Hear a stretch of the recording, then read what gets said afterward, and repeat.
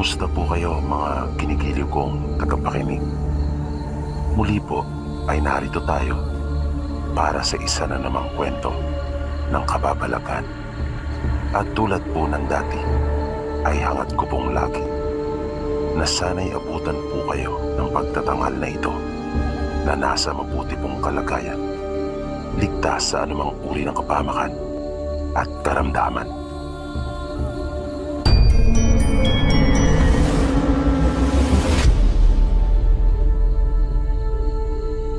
Naganap ang kwentong ito noong dekada 70 sa isang bayan na sakop ng probinsya kung saan lumaki ang tatay niya.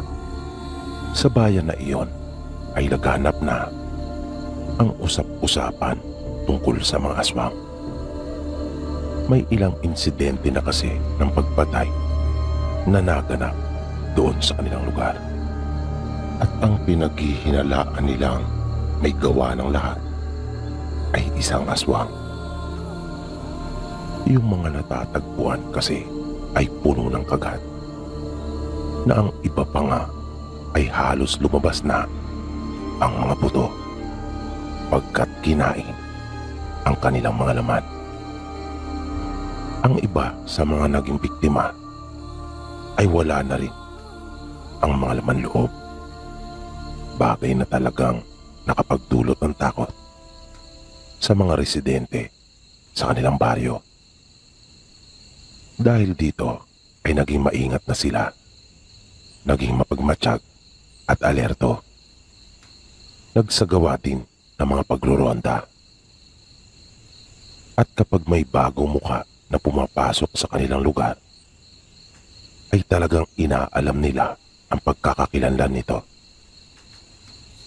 Dahil din sa mga pangyayaring naganap, kung kaya halos lahat ng tao sa kanilang nayon ay naging mapaghinala, naging mapagduda sila, kahit sa mismo nilang kanayon.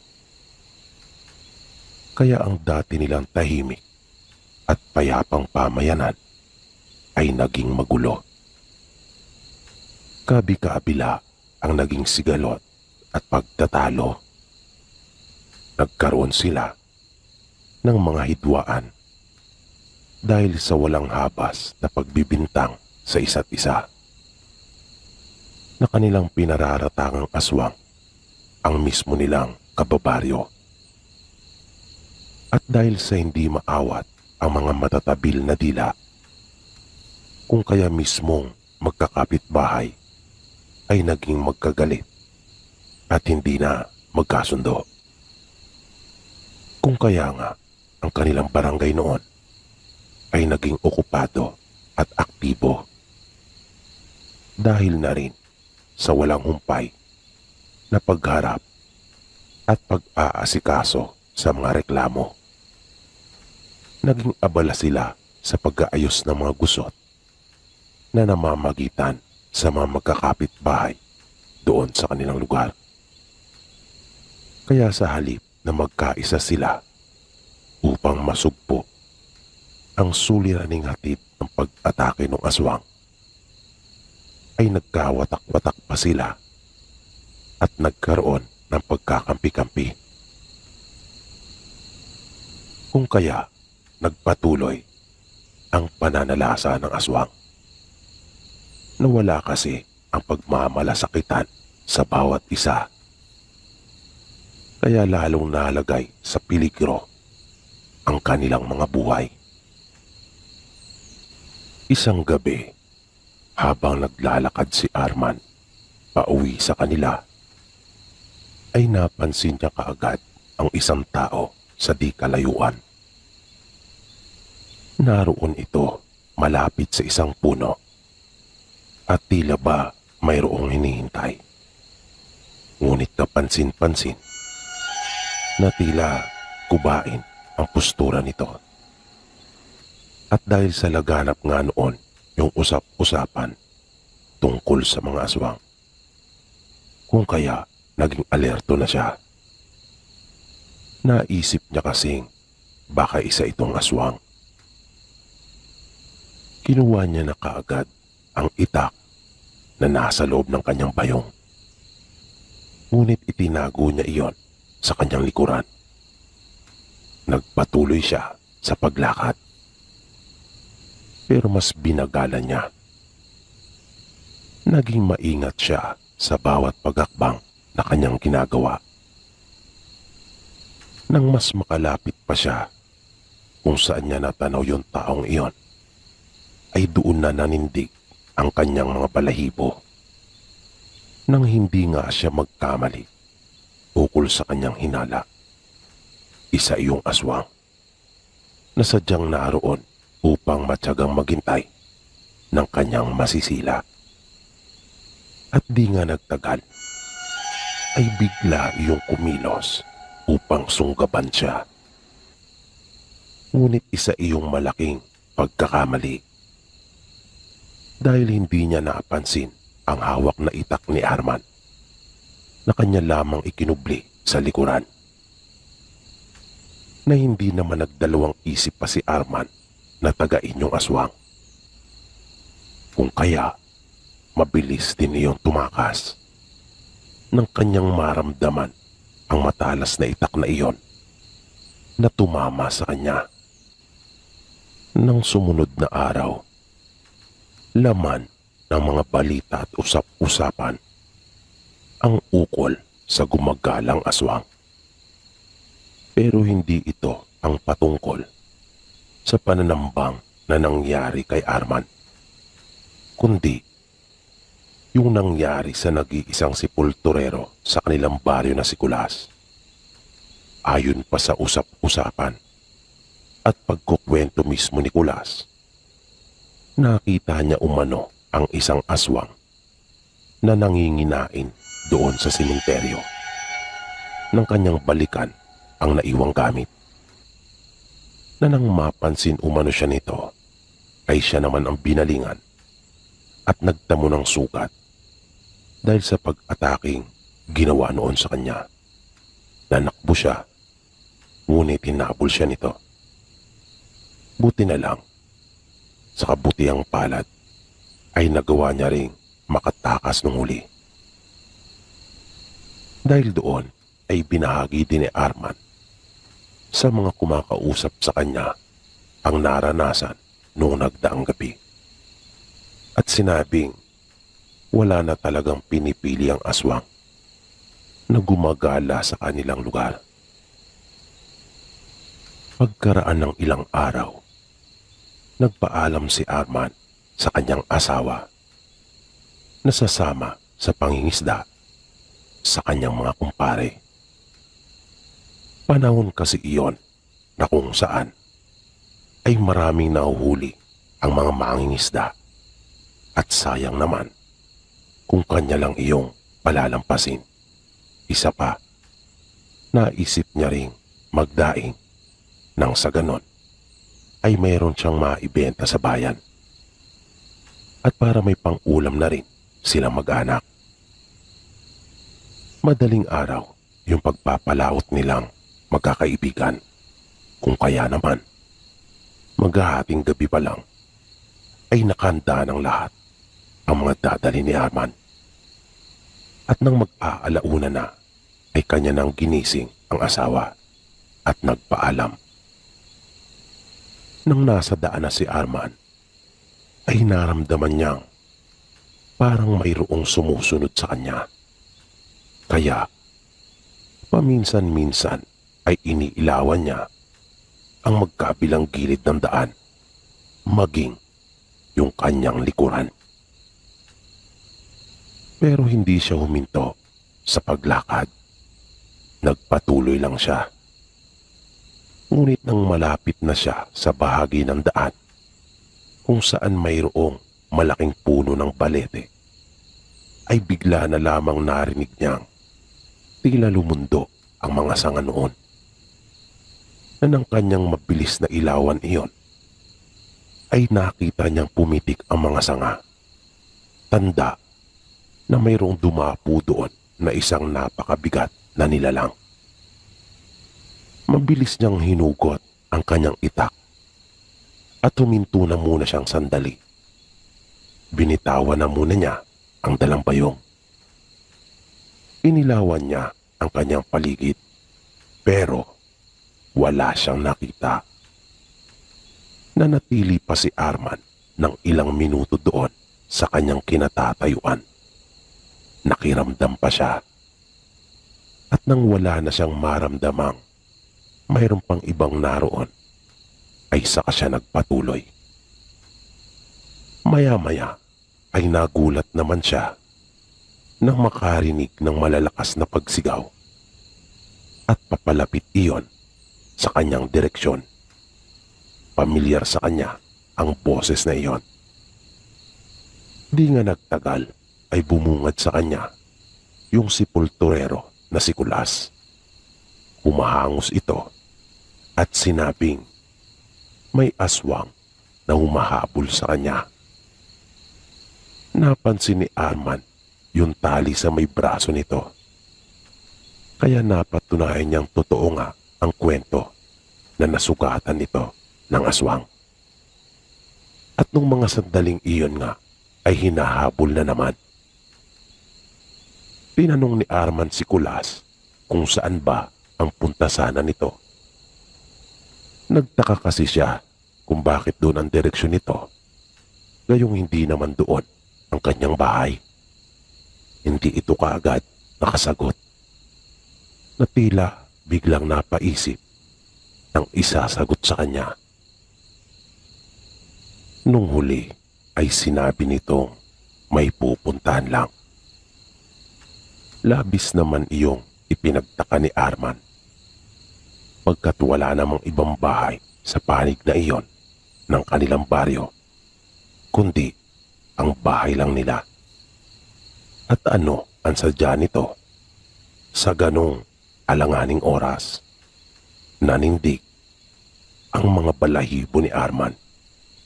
Lalo na nang maalala niya yung naranasan ng tambangan ng aswang na kanyang natatandaan na sa braso niya ito tinamaan ng taga.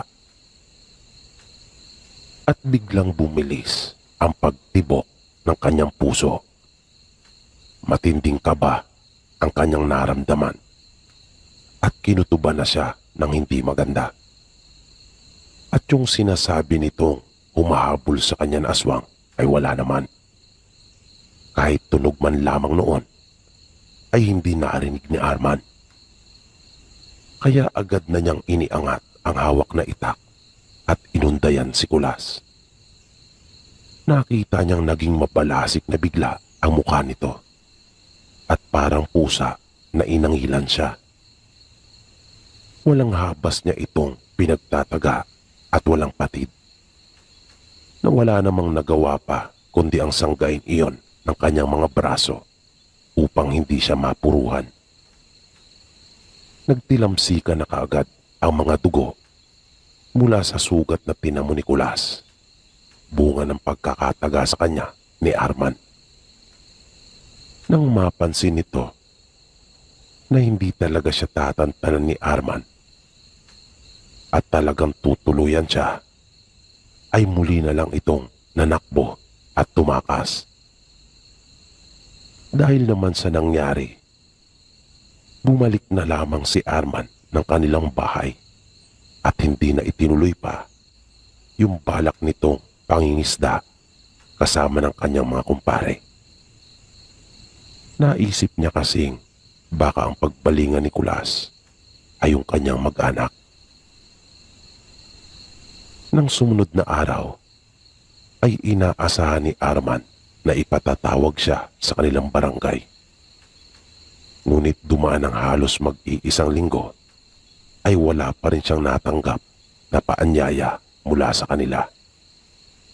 At nung huli ay nabalitaan na lamang niya na umalis na si Kulas sa kanilang lugar. Kung kaya, ibinunyag na ni Arman sa kanyang mga kababaryo ang ukol sa lihim ni Kulas, na isa pala itong aswang na kumakain ng patay. Ngunit nung huli ay tila nanawa na at di na napigilan pa ang kanyang sarili na kumain ng buhay. Na hindi na niya kinaya pa yung matinding tawag ng kanyang makajablong pagnanasa, na hindi na niya nakontrol pa ang kanyang sarili sa pagkayop sa karne ng mga buhay.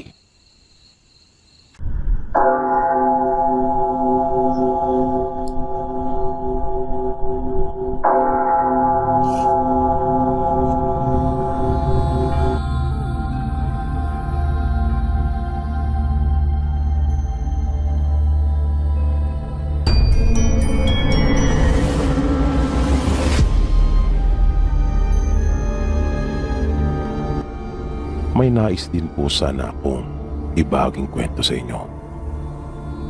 Nangyari po ito kamakailan lang. Bagaman may mga napapabalita din sa amin tungkol sa mga babalagan at aswang, ay wala naman po akong naging personal na karanasan. Buong buhay ko po ay umikot na sa pagko-construction, kung kaya kung saan sang lugar po ako nakakarating, ay doon na ako nakaranas ng mga bagay na ito.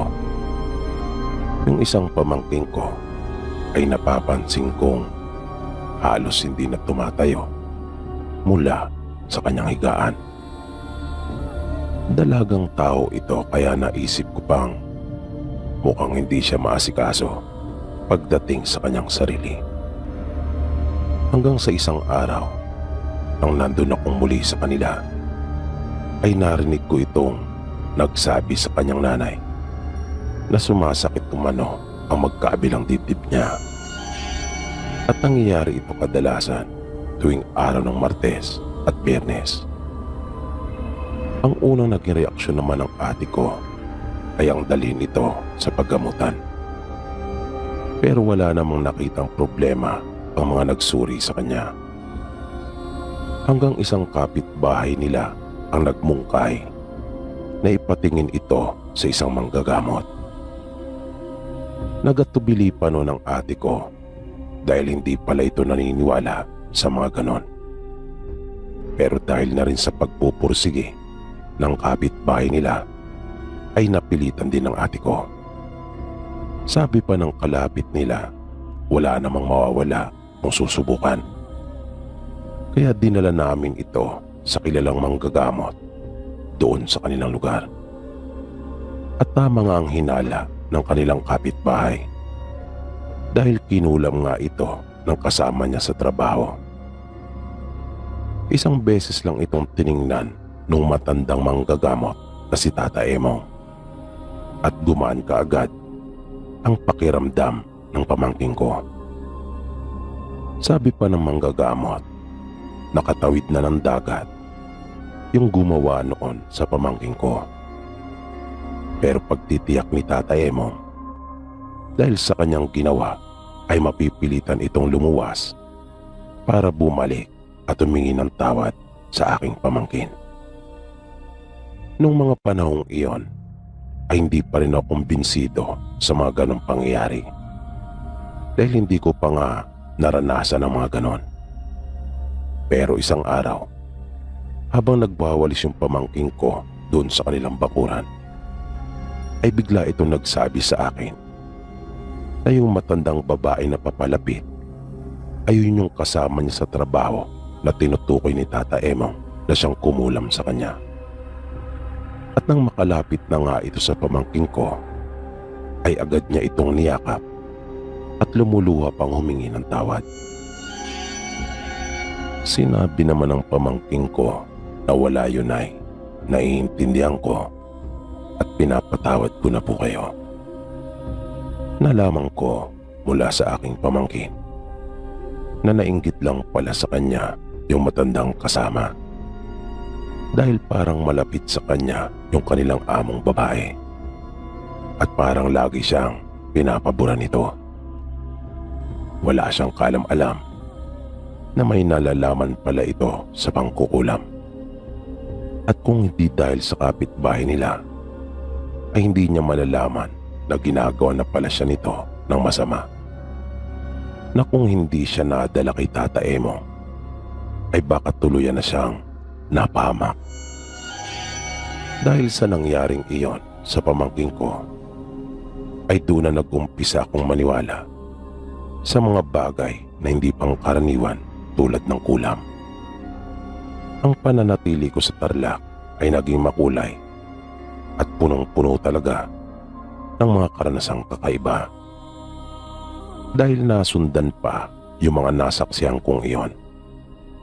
Isang araw, habang nasa bahay ako ng amo kong lalaki, ay nakilala ko ang isa sa kanyang mga kaibigan. Napansin ko na namumula ang kanyang mga mata at naglalakihan ang kanyang mga eyebag na animoy may pasa dahil sa itim na nakapalibot sa kanyang mga mata. At talagang maputla siya.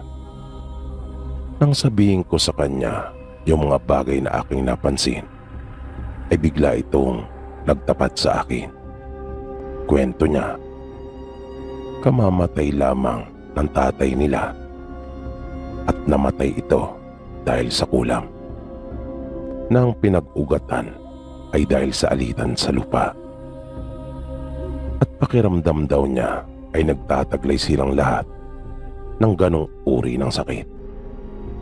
Dahil sinubukan na rin daw nilang lahat na magpatingin sa doktor pero walang makitang diferensya. Malaking pera na ang nagagastos nila. Kapansin-pansin din yung laki ng tiyan niya na hindi talaga bumabagay sa kanyang pangangatawan. Kaya masasabi mo talagang may gumagawa ng masama sa kanya.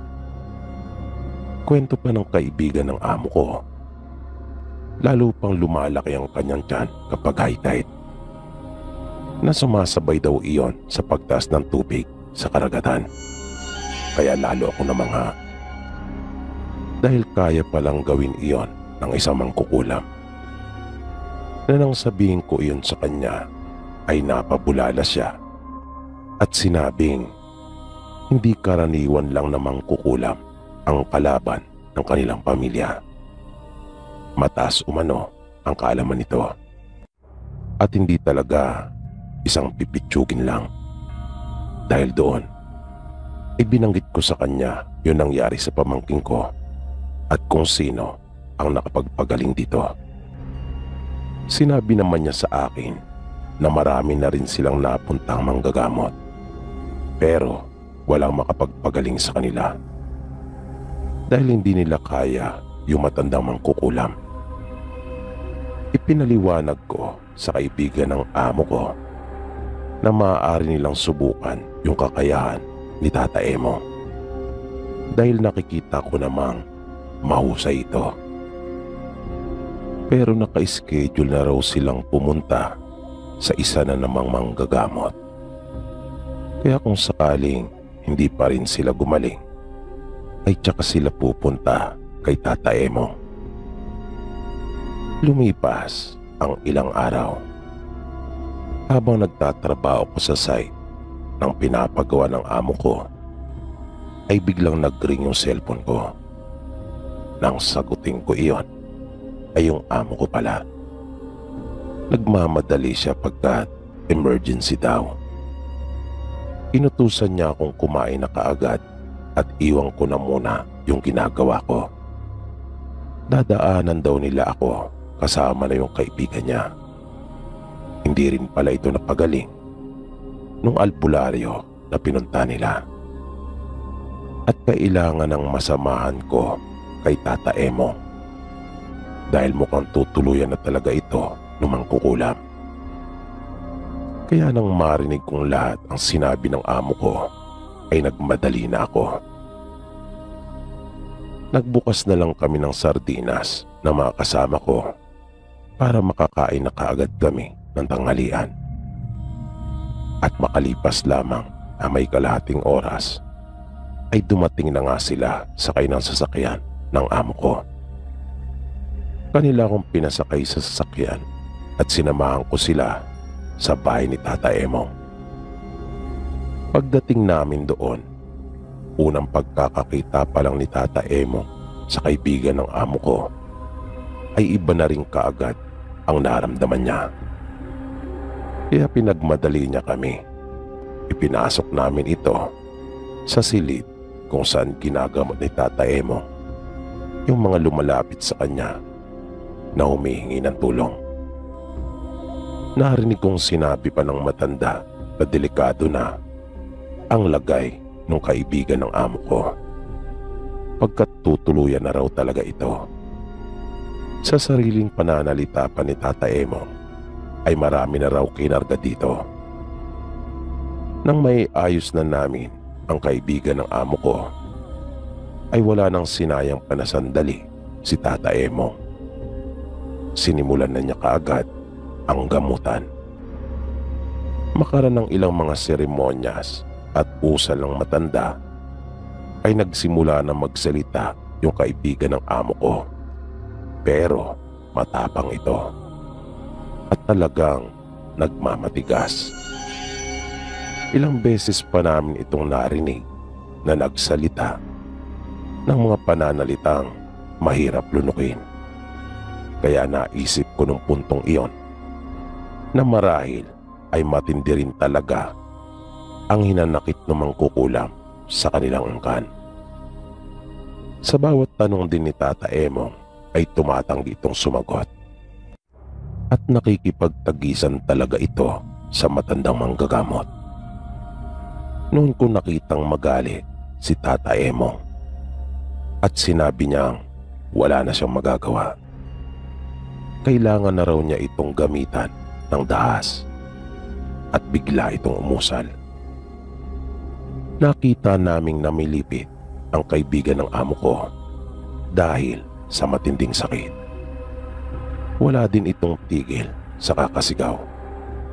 Pero sa tuwing makakabuelo siya, ay kanyang pinagsasalitaan ng hindi maganda si Tata Emo at talagang lumalaban ito. Nung huli ay wala na ring nagawa pa si Tata Emo, kundi kitlin na lang ang buhay ng mangkukulam dahil na rin sa pagmamatigas nito at hindi pagsuko. Ayaw din nitong humingi ng tawad. Sabi ni Tata Emo sa kaibigan ng amo ko, nang ito ay may masmasan. Makikita nilang magliliwanag mamayang gabi ang bahay ng mangkukulam na si Magda.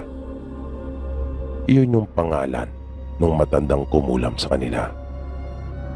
Magliliwanag umano ang buong bahay nito pagkat pinaglalamayan na siya.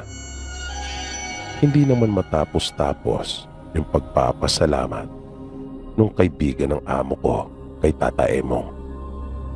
Dahil nakaalpas na siya sa malubhang karamdamang iyon na malao na rin niyang dinadala. Makalipas ang ilang araw ay nagkita kaming muli ni Sir Efren. Yan yung pangalan ng kaibigan ng amo ko at mabuti na ang kalagayan nito. At kanya rin akong pinasalamatan. Ikinuwento niya sa aking totoong lahat ng mga sinabi ni Tata Emo. Dahil nagliwanag nga ang bahay ng matandang mangkukulam na si Magda pagkat namatay na ito. Kinumbinsi na rin niya ang iba nilang mga kaanak na magpagamot na kay Tata Emo. Nung huli ay nalaman kong sa 15 silang kinulam na magkakamag-anak ay 5 ang namatay. Pagkat hindi kaagad nadala kay Tata Emo. Kasama na dito yung kamag-anak nilang kapitan. Ang buong akala ay peperahan lamang siya. Nadala na kasi dahil na rin sa mga naunang manggagamot na kanilang napuntahan. At hindi lang pala nag-iisa si Magda na mangkukulam sa kanilang angkan. At silang kanyang katukatulong na ang plano pala talaga nila ay ubusin ang angkan nila Sir Efren dahil sa alitan nila sa lupa. Na hindi lang mismong mga katawan nila ang kinargahan, kundi maging lupa na pagmamay-ari nila. Pero dahil nga sa tulong ni Tata Emo, ay nagawa naman nilang makaligtas sa pangkukulam ni Magda at ng mga kaanak nito. Na pati sila ay pawang mga nangamatay rin pagkat matatapang at ayaw din talagang sumuko. Nabase pa sa kwento ng kaibigan ng amo ko, sinasabi umano ng mga ito na hindi nila kailangan ang ikalawang pagkakataon pagkat di daw nila ugali ang magsisi at manlimos ng awa. Kaya lahat ng may kinalaman sa pangkukulam kanila Sir Efren ay nangatodas na lahat. At dahil po sa mga nakita kong kababalagan, ay naniniwala po talaga ako sa kulam. Mahirap pong ipaliwanag pero totoo pong nagaganap. Kaya naging maingat na rin po ako sa mga taong aking nakakarap at nakakasalamuha.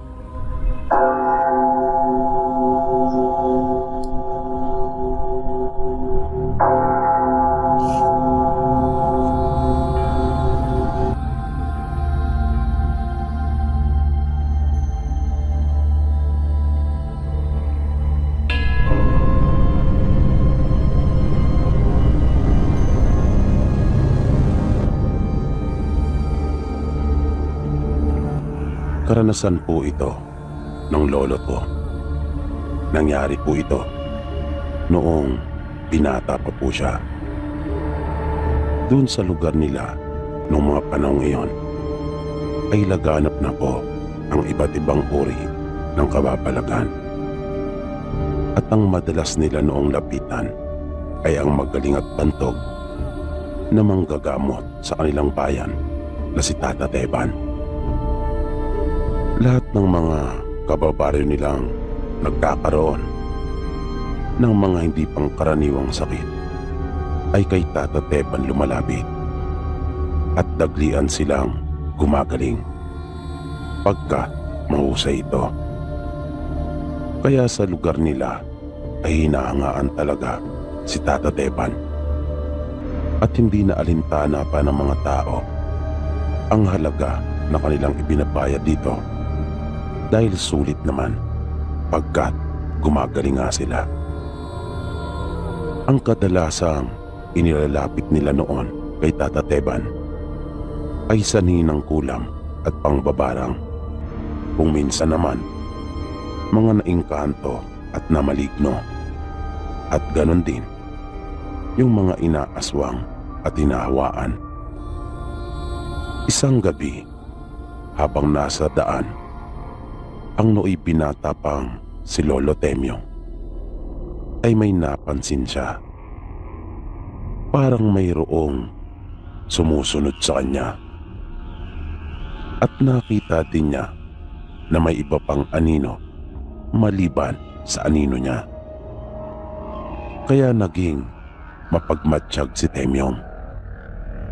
Pero hindi siya tumigil sa ginagawang paglalakad. Nagpatuloy lang siya at hindi nagpalata.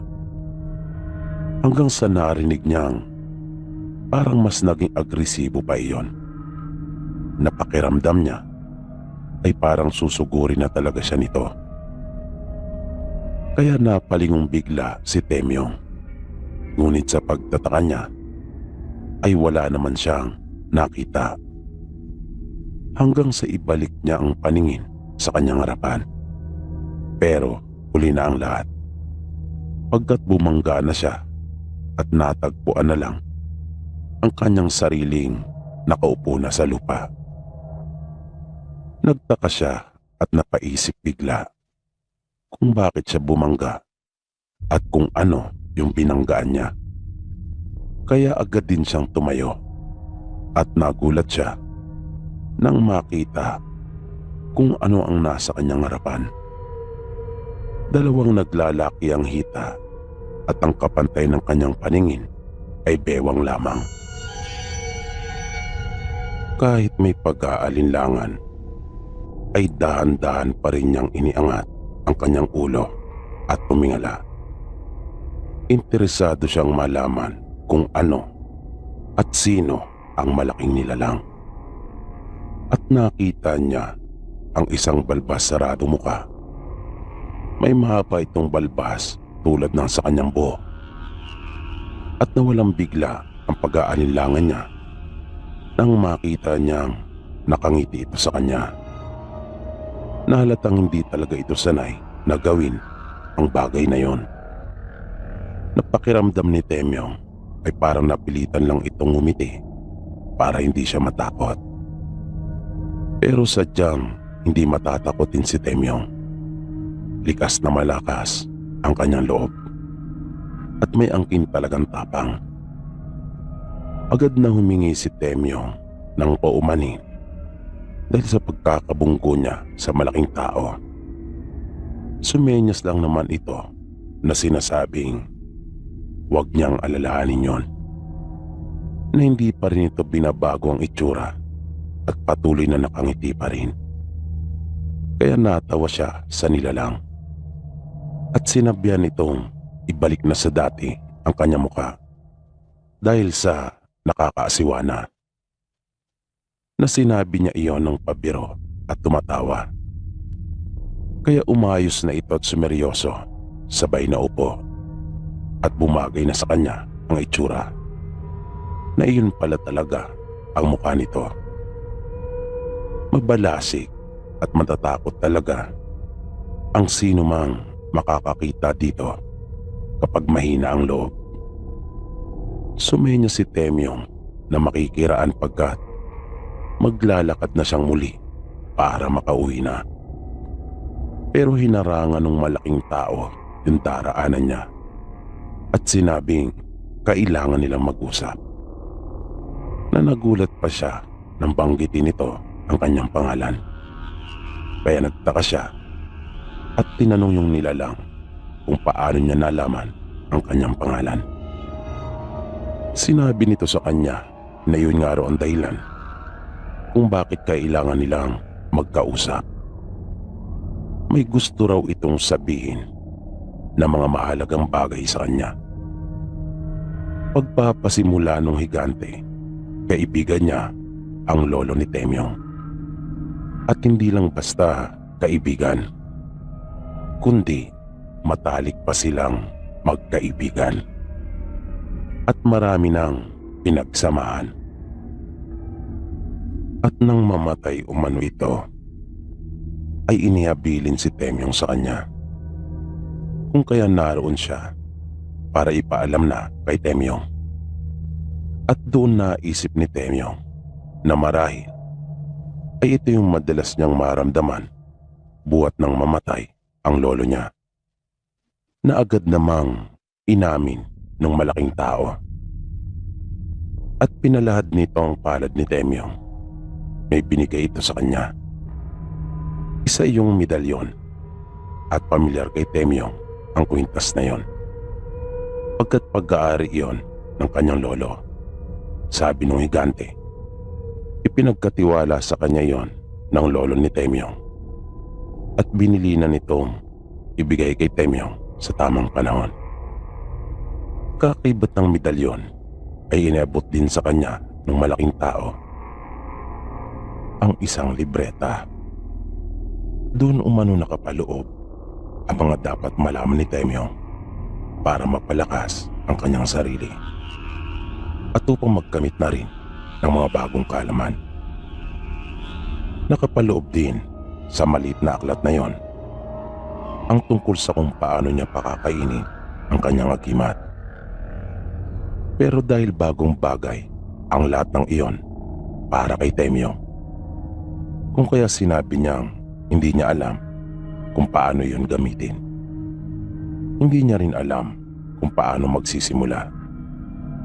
Sinabi sa kanya ng higante na wala siyang dapat na alalahanin pagkat aalalayan siya nito at gagabayan, tulad ng ginawa rin umano niya sa kanyang lolo. At simula noon ay siya na ang tinuturing nitong bagong matalik na kaibigan. Napakabilis na mga pangyayari. Sa isang iglap ay nagbagong lahat ng mga pananaw ni Temyong sa buhay. Sinamahan siya ng bago niyang kaibigan hanggang sa pag-uwi, na ikinatuwa naman niya na hindi naman niya lubos sa kalaing mananatili pa pala ito doon, kung kaya Inabutan silang dalawa hanggang madaling araw na nag-uusap. Napani ang tanong na nakababata niyang kapatid kung sino raw ang kinakausap niya sa may bintana. Napanay naman ang ginawa niyang pagdadaylan. Mabilis na lumipas ang mga araw at buwan hanggang sa matuto na rin si Temyong manggamot na hindi niya akalaing yung naisip niyang gagawing kabutihan para sa kanyang kapwa ay siya pa palang magiging dahilan para pagtangkaan ang buhay niya. Nag-umpisa iyon nang lumapit sa kanya ang pinsang si Gado at nais magpasam sa kanya kay Tata Teban para magpagamot dahil itinadaing nito yung matinding pananakit ng kanyang ulo sa tuwing sasapit ang 6:00 ng gabi. At pagdating naman ng hating gabi ay napapansin niya ang di pangkaraniwang paglaki ng kanyang tiyan. Ngunit sa halip na samahan ang pinsang kay Tata Teban ay tiningnan ni Temyong ang mga daliri nito at napansin niyang hindi nagpantay ang mga iyon. Kaya taasan niyang sinabi sa kanyang pinsan na may taong gumagawa noon sa kanya. Likha umano iyon ng tao at siya ay kinukulam. Na napabulalas naman ang pinsan niya at hindi ito makapaniwala. Pagkat wala naman daw siyang natatandaang may nakaaway. Wala itong maisip kung sinong tao ang kukulam o magpapakulam sa kanya. Sinabi niya sa pinsan na kung papayag siya ay siya na mismo ang gagamot sa kanya. Nabigla nitong hinila ang kamay at baka sa muka ang kanyang pag-aalinlangan. Sabay tanong kay Temyong kung kailan pa raw ito natutong manggamot. Natawa naman siya sa pinsan at sinabihang kailangan na nilang simulan ang gamutan dahil delikado at maaari na niyang ikamatay iyon. Nabiglang nag-iba ang tono nito at bumait na bigla kay Temyong. Sabay sabi na galingan daw niya pagkat pinagkakatiwalaan niya ito. At kung kay Tata Teban ay baka di pa siya pansinin nito pagkat nagalit daw ito sa kanya nung nakaraan. Nang magbingi-bingihan daw siya nang marinig niyang tinatanong nito kung ano ang kanyang dala sa sako. Alam niya kasing manghihingi na naman ito at estilo lamang nung matanda yung pagtatanong kunyari. Kung kaya naging malinaw na sa kanya kung ano talaga ang totoong pakay at dahilan ni Tata Teban sa kanyang ginagawang panggagamot. At iyon ay upang kanya lamang pagkakitaan. Nakadalasan ay siya rin palang gumagawa at nagbibigay ng mga sakit sa nais niyang bigyan. At isinisisi lang sa mga maligno at engkanto. At may nakita si Temyong na isang engkanto na nagngingit-ngit sa galit. Pero hindi niya matiyak kung ano ang dahilan ng matindi nitong galit. Pinagaling ni Temyong ang kanyang pinsan at hindi na ibinalik pa kay Tata Teban yung kanyang ginawa. Nang matapos sila ay inaabutan pa siya ng pinsan ng bayad, ngunit hindi niya tinanggap. Sinabi naman ni Gado na kanya na lang ibibili yun ng alak at kanilang inumin. Pero tumanggi pa rin si Temyong at sinabing hindi na siya umiinom ng alak. Na nagulat at nagtaka ang pinsan niya. Pero namangha ito sa husay ni Temyong at biglang nasabi na siya pala daw ang nag-iisang nagmana sa kanilang lolo. At dahil sa kadaldala ni Gado ay nalaman ni Tata Teban na si Temyong ang nagpagaling dito at kumontra sa kanyang ginawa. Napuyos ito ng galit at nakita niya na isang kakompetensya si Temyong isang kalaban. Kung kaya, dapat na mawala. At ang naisip nitong paraan ay malupit at nakakakilabot. Dahil kinausap niya ang kanyang mga kamag-anak sa pamamagitan ng kanyang kakayahan na taglay para sila magtangka sa buhay ni Temyong. At wala silang sinayang na oras. Nang sumunod na araw ay bigla na lang dumagsa ang mga ito sa baryo nila Temyong at tinambangan ang binata. Pero hindi nila alam na kakaibang manggagamot ang makakaharap nila. Wala silang kamalay-malay na mas malakas pa ito sa kanyang nasirang lolo. At isinagawa nga nila ang pagpaslang kay Temyong nang papauwi na ito mula sa panggagamot sa kapitbahay ng kanilang kamag-anak. Malayo pa man ay nakita na sila ni Temyong, pero hindi siya nagpalata na kunwari ay wala pa rin siyang alam na naroon sila. Pero kita niya silang malinaw kahit mga nagkukubli pa nga sa dilim. At nang mapatapat na siya sa kanila ay hindi na nagdalawang isip ang mga ito at halos magkakasabay na kanilang nilundag si Temyong. Pero tila nagsisi naman sila sa kanilang ginawa pagkat dalawa kaagad sa kanila ang malubhang na sugatan at tumandusay sa lupa na namimilipit. At alam nilang yung ganong uri ng pinsala ay mahihirapan ang kanilang mga kaanak na mapagaling pa iyon. Kahit sila ay hindi nila kakayaning pagalingin ang mga sugat nila na tinamo. Dahil ang gamit ni Temyong ay hindi lang basta karaniwang buntot pagi, pagkat may mga tinik iyon na animoy alambre na may mga tusok.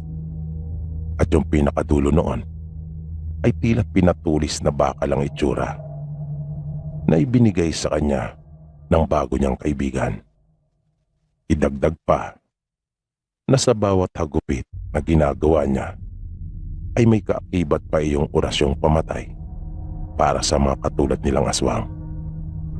Kaya sa takot na baka matulad sila sa kanilang kaanak ay wala na silang nagawa pa, kundi ang umatras at saklolohan na lang yung dalawang kaanak nilang nangingisay sa lupa.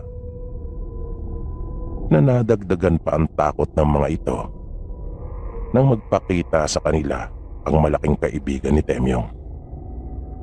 At hindi nagustuhan ni Temyong yung ginawang pagtatangkang iyon sa kanyang buhay. At alam niyang si Tata Teban ang may pakana noon, kung kaya kanya itong kinumpronta at pinunta niya mismo sa bahay nito, na nang makita siya ni Gadu sa daan ay nagpumilit naman na sumama sa kanya.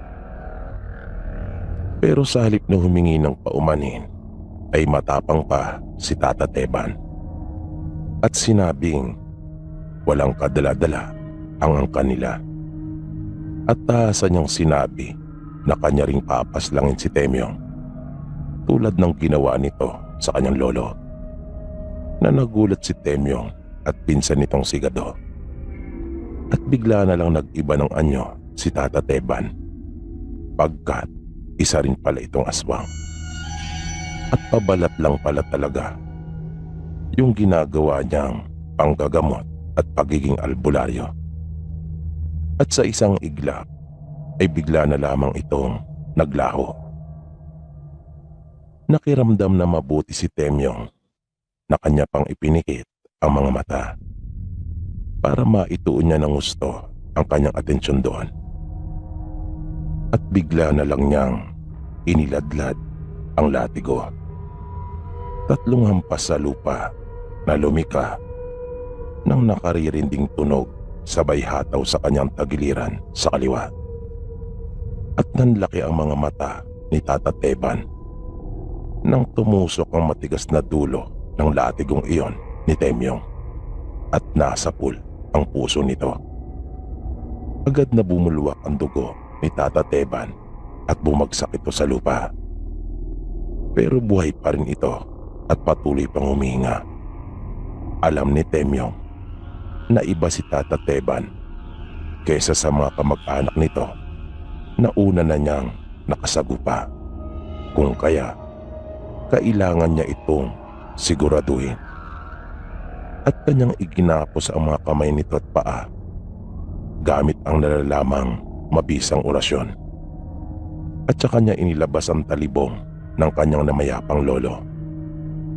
At nang kanya na sana itong tatagain sa leeg upang maiwalay ang ulo nito mula sa kanyang katawan, ay bigla naman siyang pinigilan ng higanting kaibigan at sinabing huwag na niya munang dungisan ng kamay. At itinuro nito ang isang nilalang na kanina pa pala nakamasid at nagtatago lamang sa dilim. At nagulat si Temyong nang makita na niya itong lumabas mula sa dilim at lumapit. Ito yung engkanto na nagingit-ngit sa galit kay Tata Teban na kanyang nakita sa pangitain. At kanila na itong iniwan sa nilalang. Na hindi pa sila nakakalayo ay narinig nila